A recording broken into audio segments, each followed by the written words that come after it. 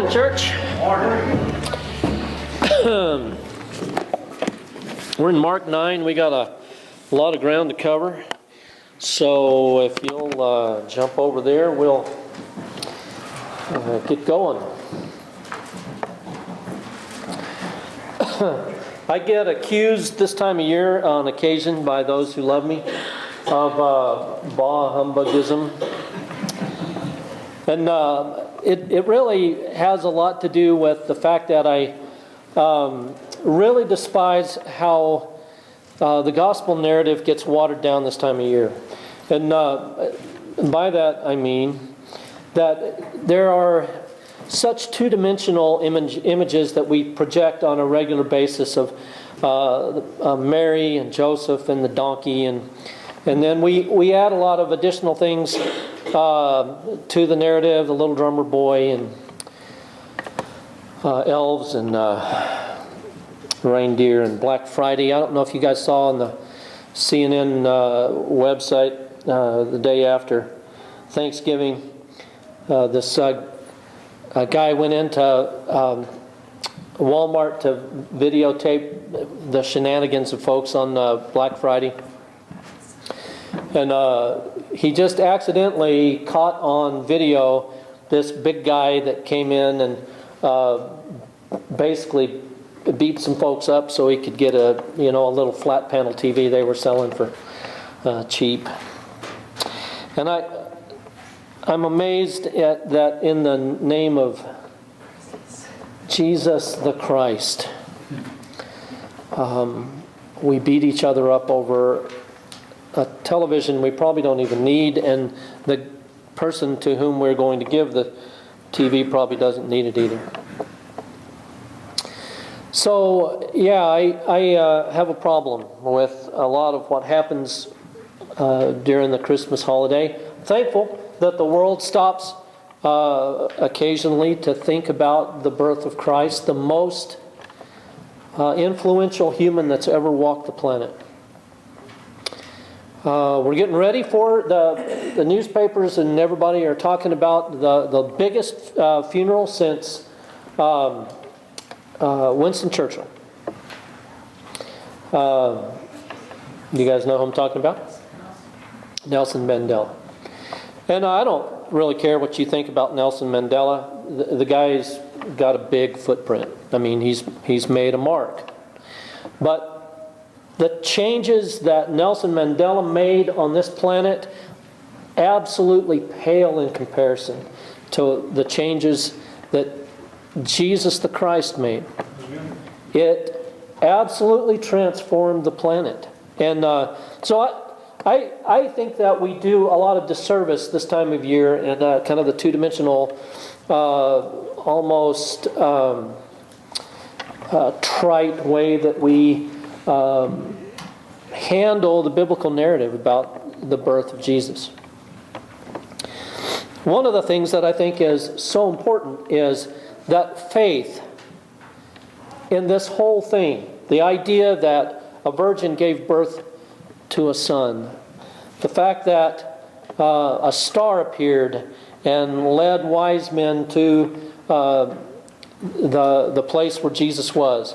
All of those components have in them an air that makes them difficult for a 21st century intellectual to wrap his mind around. And the truth of the matter is, I believe it was intended that way. I think God intended to stumble our intellect.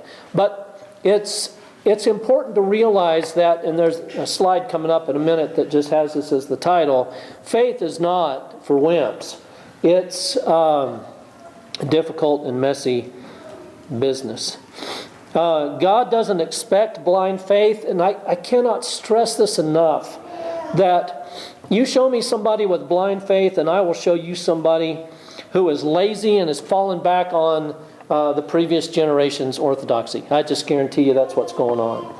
And I'll also show you somebody who, when the going gets tough, their faith will evaporate. It just goes away.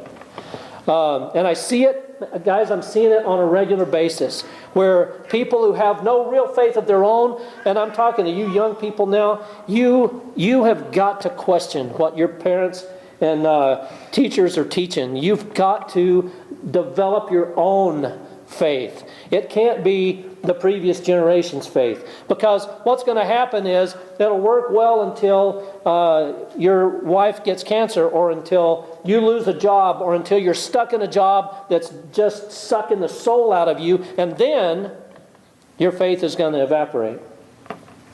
So we've got to get past this idea that faith is an easy thing, that people are just going to, flip it on or flip it off. It is a difficult, messy process. You get the wrong picture when we paint Abraham with the Mount Moriah brush, where he's up on Mount Moriah and he's about to sacrifice his son up there. And, we look at that and we say, wow, what a man of faith. But I challenge you to look at everything leading up to that event, and you're going to see a guy who had very little of it. You know what I'm saying? I mean, constantly questioning God. His son Isaac's name means what? You guys remember? Punchline, laughter. Yeah, because God says, they're long past the age of bearing children. They're in the geriatrics ward at this point, and God says, we still got a son coming. And Sarah does what? Yeah, she laughs at it. And you and I would too. So we get the wrong picture. We send the wrong picture when we paint Peter with the brush of him being crucified upside down at the end of his life. I know the Bible doesn't say that. History tells us. Very likely, Peter was crucified upside down. I love that. But you need to realize, this is the guy who 3 times cursed God, probably, and swore, I don't know this guy. Okay? So faith is not an easy thing. It's not a switch that you flip on and that can easily be, turned off. The heroes of faith didn't start out as heroes of faith. Mark 9. Studying through the book of Mark, so I'd like for you to have your Bibles open. Last week we were with Jesus in the Transfiguration, and then here they're coming down. Jesus and Peter, James, and John are coming down off of the Mount of Transfiguration. And when they came to the other disciples, they saw a large crowd around them, and the teachers of the law arguing with them. And as soon as all the people saw Jesus, they were overwhelmed with wonder and ran to greet him. And Jesus says, What are you arguing with them about? And a man in the crowd answered, Teacher, I brought you my son, who is possessed by a spirit that has robbed him of speech. And whenever it seizes him, it throws him to the ground. He foams at the mouth, and he gnashes his teeth, and he becomes rigid. And I asked your disciples to drive out the spirit, but they could not. And Jesus replies, Oh, unbelieving, and I love this statement. Oh, unbelieving generation, Jesus said, how long shall I stay with you? How long shall I put up with you? Bring me the boy. So they brought him. When the spirit saw Jesus, it immediately threw the boy into a convulsion. He fell to the ground and he rolled around, foaming at the mouth. And Jesus asked the boy's father, Now what is the boy doing as Jesus is talking to the dad? Have you ever seen this? He's flouncing around on the ground and foaming at the mouth, and this is, it's not like the boy's just standing idly there. He is in a convulsive state, and Jesus turns to have a conversation with Dad. So this is so typical of the way Jesus functions. He just kind of puts the whole event on pause, turns and focuses directly at the dad, and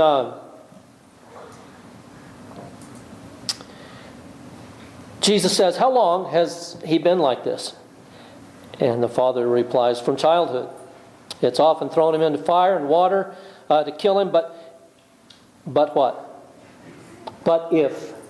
But if you can do anything, take pity on us and help us.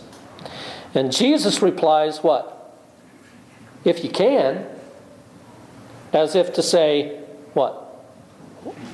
What do you mean, if you can? If you can? Everything is possible for him who believes. And immediately the boy's father exclaimed, I do believe. What? Help my unbelief. So does he believe or not? Yeah. Yeah, this guy is what you would call an agnostic. He is somebody who says, I'm open to it, but I don't have any evidence. So that's a key concept. This idea that faith happens outside of the context of evidence is ludicrous. Evidence is required for faith. It always is.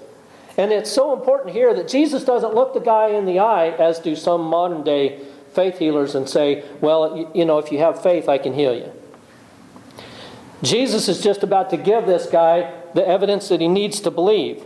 And so, without any further ado, Jesus saw that the crowd was running to the scene. He rebuked the evil spirit, verse 25. You deaf and mute spirit, he said, I command you to come out of him and never enter him again. And the spirit shrieked, convulsed him violently, and he came out. And the boy looked so much like a corpse that many said he's dead.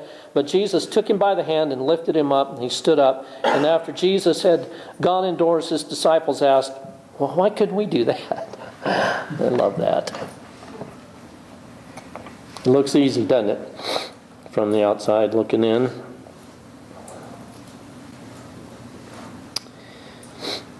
The curse that this guy had been living with for all of his adult life, probably, just about. How... I hesitated to do this, but I'm going to do it. We brought Rachel home from the hospital when she was a little baby, and she was defective. Or stubborn, and we're still trying to figure out. But she wouldn't breathe, which is, kind of a minor technicality. So we took her into the doc, and the doc said we were overreacting, and, we had quite an ordeal. But eventually the doc said, you know what, there's something wrong with this girl. And I said, yeah, you think? And so we followed the ambulance from Spearfish to Rapid. And she was in the neonatal intensive care unit for a while. And then they sent her home on a monitor, which monitored her breath and heartbeat and that kind of thing. And I thought we were ruined, that we had to have this monitor hooked up to the kid all the time. And she looked like a tiny little Frankenstein. When we would go someplace, we'd set so Sabrina would carry the baby carrier, and I'd carry the monitor, and we'd set her down in some restaurant, and there'd be all these wires, coming off of her, and people would look like, what in the world is going on with that kid? And it didn't take us long to get used to that, but one of the scariest 2 weeks that I've ever spent in my life was the day that the doctor said she can come off the monitor. And we took her home. That monitor would go off at all hours of the day and night, and we'd run in to make sure she was breathing, and it was kind of a pain, but we could sleep at night knowing that she was breathing. It was absolutely petrifying.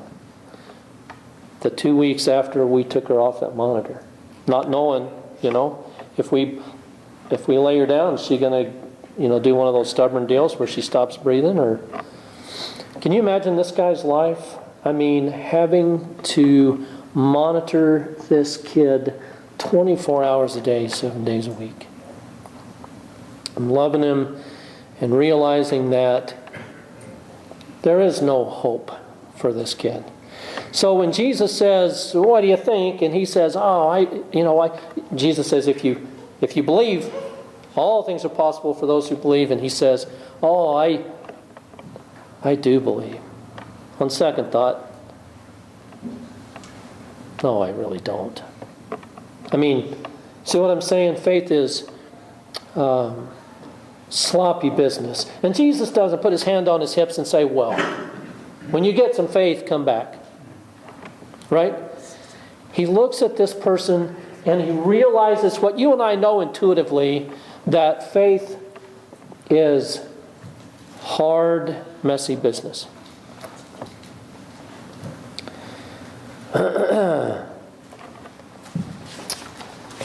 This is one of my favorite narratives in the entire New Testament. I love the delicacy with which the agnostic is treated in the Scriptures. I love the fact that the Scriptures are designed around talking to the skeptic. That the whole narrative is designed about with this in mind. We will give you the evidence you need to believe. Just open your mind and take a look. All right, well, so I'm going to do this slide quick. But, guys, I need to tell you that faith and doubt are not opposites. And most of my folks have heard me talk about this on a pretty regular basis. Typically, we think in terms of faith being on one end and doubt being on the other end. But I'm here to tell you that doubt, and in fact, I was in a study with a guy just a few weeks ago, and I made this statement. He got all upset. Because everybody knows faith is on one end and doubt's on the other end of the spectrum. The truth of the matter is that doubt pretty regularly walks hand in hand with faith. And it's all over the place. And the truth of the matter is, though we Christians don't talk about it, because one of the tokens for entrance into this little club we got going is that we all are believers, that we all have faith. So nobody, when we pass around the prayer list, I have never seen this happen. Not one time has anybody ever said, pray for me because I'm really struggling with my faith. Or pray for me because I'm really going through a period of doubt right now. So we go along, we just kind of cruise along with this mentality that, that everybody around us is, these superheroes of faith, but we know that on occasion we struggle personally with doubt. The truth of the matter is, everybody in this room struggles with doubt on occasion. Don't tell me you don't, because I mean, if you don't struggle with doubt, you're in that category of blind faith, and I'm worried more about you than I am about the guy who struggles with doubt. Doubt goes hand in hand with biblical faith, and I'm going to prove that here in just a second. But there are so many things that generate doubt in our lives, and I'm about out of time, so I'm going to have to move along quickly. We've kind of got this, I think, especially in the churches of Christ, this view of God that He's devious and kind of tricky, and He hides important information, and He's going to keep some folks out of heaven on a technicality. You can't tell me that doesn't generate doubt in people. In fact, I've sat with people who've just said, I can't do this. I mean, it's just not doable. The story of the Bible is as much a story of doubt and skepticism as it is of faith. And I mean, you pick me, any hero, Old Testament or New Testament, and I will show you a period of doubt in that person's life. Abraham, Moses, Jesus even said, what? My God, why have you forsaken me? Where did that come from? That came from Psalm 22, a quote of David's. David was one of the most schizophrenic people on the planet when it comes to faith. I mean, Psalm 22, my God, why have you forsaken me? Psalm 23, the Lord is my shepherd, I shall not want. Well, which is it, David? Well, it depends on the day, right? It's the way we humans are. It is part of the human condition. And pretending like we're all just skating along with this super faith is is actually detrimental. It's so much better to just realize that the people sitting around you, on occasion, wrestle with doubt. And that's okay. John the Baptist, are you the one? Or are we looking for someone else? I love that. That's probably my second favorite. Doubt wears many faces. It's hard to explain a loving God in a world full of suffering. Maybe no God at all, especially when the people of God project such a small view of God. When circumstances become overwhelming, jobs, relationship, and children. And children. And children.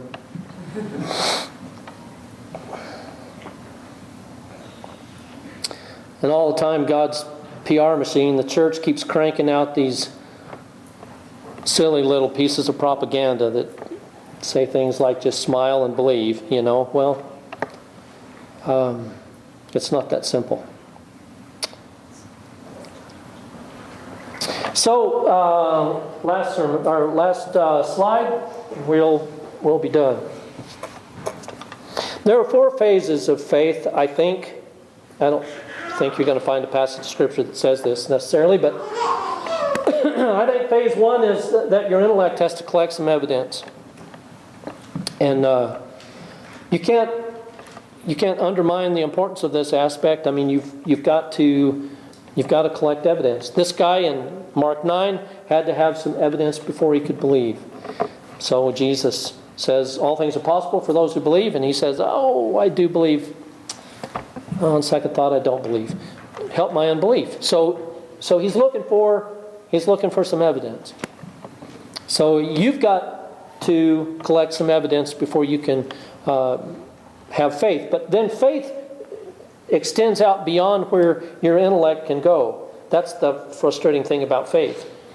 Once your intellect has collected evidence, then you have to step out in faith. You have to step out into this place where there is nothing for your intellect to stand on.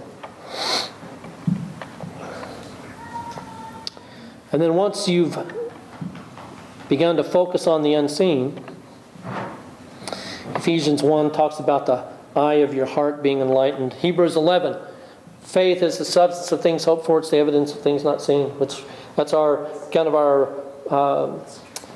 canned response to the question of what is faith. What that actually means is that faith allows you to see what typically can't be seen.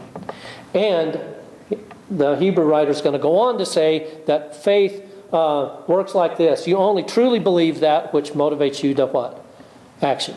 So if you really believe, then you're going to do some things.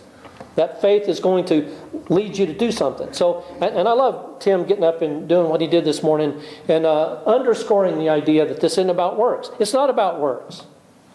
You don't get saved by your works. Thank God. You get saved by your faith. But don't mistake this idea that that's all that's involved. Faith always has works associated with it. If you really believe, you're going to do some things, and most of the time, it's not going to make an awful lot of sense. I mean, people who walk by faith do stupid things like jump out of perfectly good boats and, those kinds of things. You see what I'm saying? I mean, what made Peter get out of that boat? I mean, if I could paint, I would paint the picture of Peter climbing over the edge of the boat and the other disciples grabbing a hold of him, with, kind of a look on their face. I mean, people who believe the way the New Testament talks about believing do just stupid things. And then they begin acting this volitional thing. And then after that, there's almost universally an uh-oh. And that's That's that point where doubt steps in. So Peter sees Jesus walking on the water. Peter says, I want to come to you on the water. And so Peter jumps over the edge of the water, and the first few seconds he's doing what? Just up one swell and down the other. And, I'm one of those that believes that actually happened. And I'm one of those who also would have loved to have seen the look on Peter's face when he started to go down. That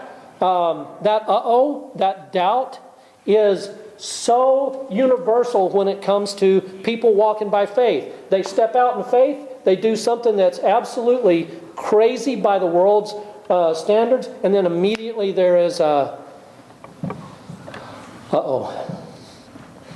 that follows.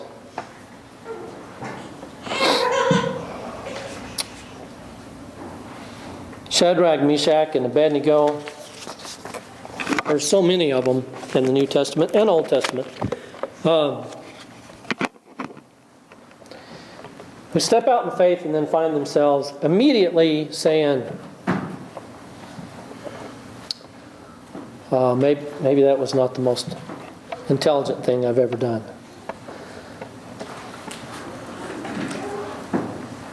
Guys, faith motivates you to do some things. And it's so important to realize that we're not saved by works, but the saving faith that the New Testament talks about has works right on its tail. It's faith is followed immediately by works. So you only truly believe that which is motivating you to action. And if you are wrestling with your relationship with Him or struggling with doubt, it always helps to talk it out. So if there's anything we can do to help you in your relationship with Him, please don't leave today before you talk to us about it. Jim, come lead us in prayer.